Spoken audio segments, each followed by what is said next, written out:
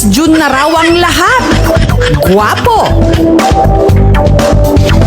masipag, at matalino. Pero sa kabila nito, Nibreakan ako ng girlfriend ko. Nalaman na yung sikreto ko pinatago. Nalaman na ako ay isang kuyos. June kasi may pinakatatago-tago.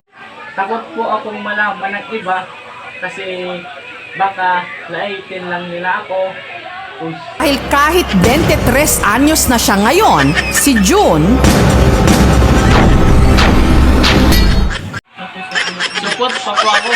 Hindi man ako tuli.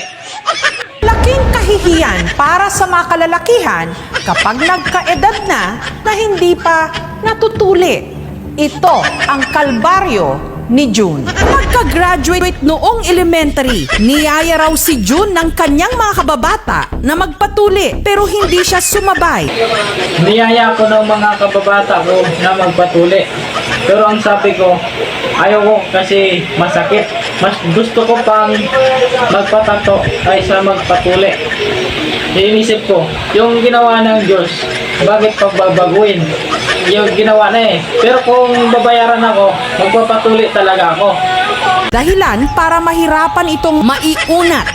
Sa ganitong sitwasyon, maaaring mas maging mahirap ang pagtutuli. Culture natin, dapat tuli. Pangalawa, mas mababa ang incidence ng malignancy or cancer pag ang pasyente ay tuli. Ang health benefits kasi nun, malinis ang ari mo. Sa edad niyang 23 anyos, lakas loob na kaya si June na magpapatuli.